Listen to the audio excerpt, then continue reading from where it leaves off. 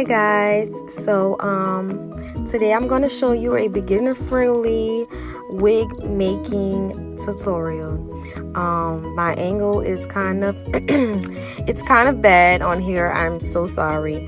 I really thought I was in the camera, but I guess I wasn't.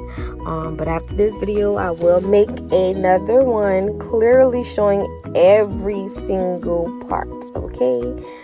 So with this part, I'm going to show you how to loop your thread around your needle when you're sewing your wig. A lot of people make wigs, they hot glue them, hair glue them, but me particularly, I hand sew them because if somebody's paying for a wig, they want their wig to last. They don't need no tracks slipping and just it's just not. If you're doing it for yourself, then that's okay, because when I'm doing my wigs for myself, sometimes I do glue it. But in this part, I was actually showing you how to stick the needle through. And when I stick the needle through, I loop the thread around the needle twice. Then I pull tight. So that way I know my track is secure. So when I do my wigs, I do the fold over method with the 2 tracks, but when I get towards the end corners, I actually use the bottom half of the bottom track to continue sewing towards the end. I do not sew both of them because that causes a bulky look. You want a flat wig. Everybody wants a flat wig. You want a flat install. You know, you don't want any bulks and hulks and such.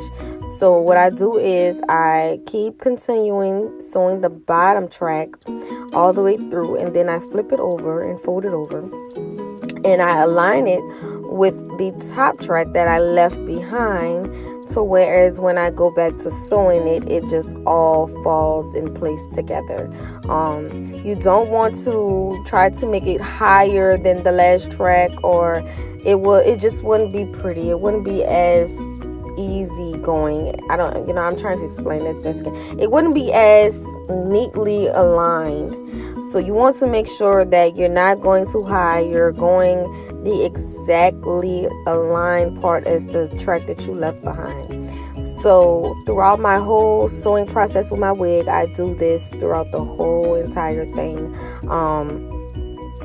Then you're going to just, keep sewing, keep looping, keep sewing, keep looping, keep sewing, keep looping. When you get to the end, you make sure that you take the bottom track, like I said, and just keep folding up until you get to the top of your wig, close to the closure or frontal.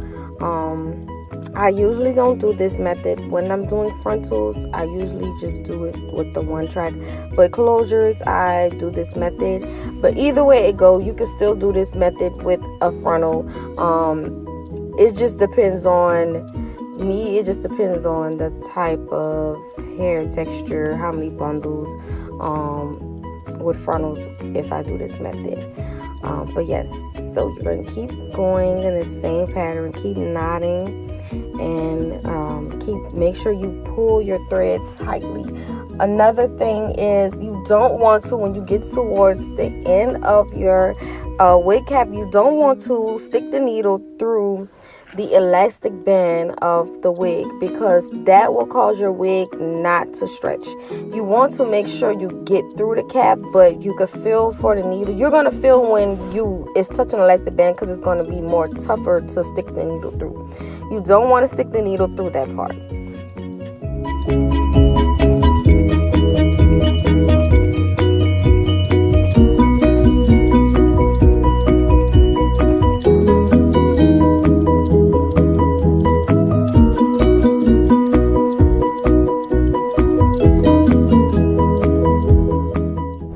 Okay, so for this part, I'm going to show you how to properly bleach your knots.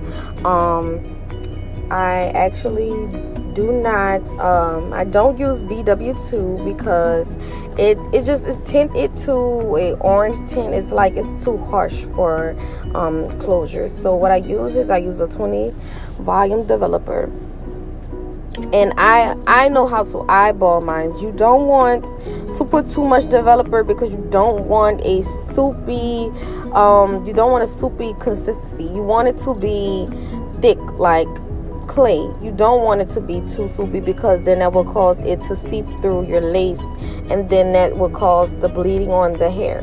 So what I do is, like I said, I eyeball it for beginners. If you're a beginner, the best thing you could do is take and fill the cap of the developer and just add as you go. Don't just start pouring, because then that'll cause you to have to keep adding more bleach to your thing to make it thicker, and then you're overusing too much bleach. So I use Kaleido Colors blue bleach. Like I said, I don't use BW2. It just gives my lace an orange tint, and I does not like that. It's just too harsh. I use BW2 when I'm doing bleaching, but on my lace I use Kaleido Colors. So right here I'm going to show you how to brush your bleach on your closure. You make sure you brush lightly. I always take the brush by an angle in the inner corners, and then I brush it on the lace. You do not press hard through on the lace with the bleach. But you do make sure you put enough pressure to where it is going on the knots, but not too much to where it's going on the hair. So if you're a beginner, I bleach my whole closure. If you're a person that's new to this, you can stop midway. You don't have to go all the way back, because it's really not required. But for people that's just making a wig from themselves, you do not have to go all the way back. Just make sure you get your top half and bleach it.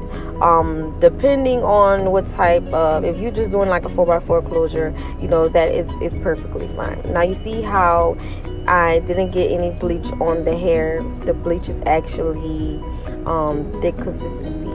So I leave my bleach on for about a good 35 minutes, and I let that process. So as you can see right here, the bleach did not seep through on the closure at all. That's what you want. You want to make sure your bleach is not seeping through your closure. You want to make sure that it is thick enough to whereas your closure still looks like a scalp, no orange color base. So right now I'm about to show you guys how to properly pluck your closures. You do not go plucking crazy, because all you're going to do is rip the hair. You want to smoothly, gently pluck at a slant. You want to press down on the closure, not too hard to as you rip it, but enough to do as a slant. Also, tweezers play a huge part. Please make sure that you're getting the right tweezers. As in this video you can see, you don't want to get no regular tweezers, because it's not going to grip the hair and pull the hair how you want to. So that plays a huge part. I'm showing you again what not to do. So you always make sure that you when I do my closures, I always leave hair out from the front line. I do not just start plucking at the very top of my hairline. So I'm just going to show you how to pluck right here.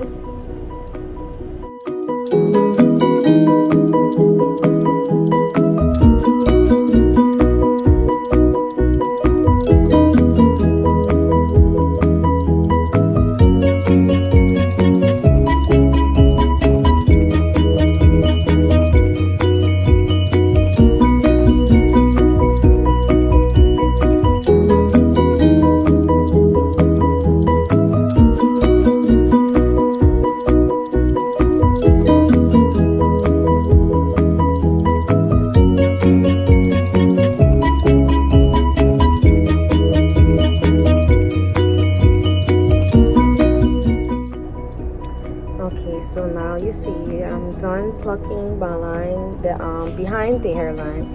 Okay, so now I'm about to start plucking the actual hairline. When I do this, I basically just try to mimic a regular hairline. It's really, you just be gentle and careful with this part because you do not want to add any bald spots, because once you add a bald spot, sis, you might as well throw the closure away, because baby, it's not gonna look pretty. So you want to make sure that you're taking your time, especially for beginners. Take your time and pluck the hairline. As you can see, I'm just basically just trying to mimic a regular hairline, getting that one solid line that's going across the closure. You want to make sure you're plucking to where that just go away. You do not want no solid hairline. Nobody has a solid hairline. So you want to just make sure that you're just going at an angle and plucking the hairs away, baby, because it matters.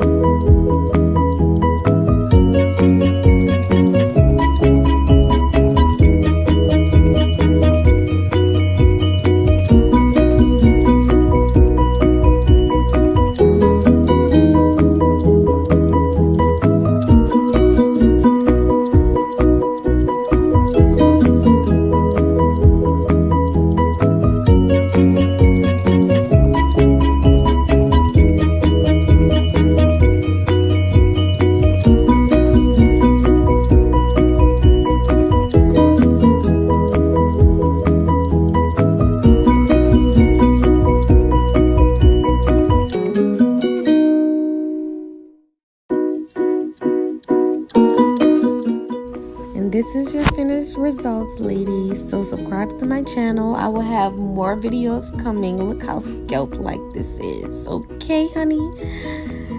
There we go. Thank you for watching my tutorial, ladies.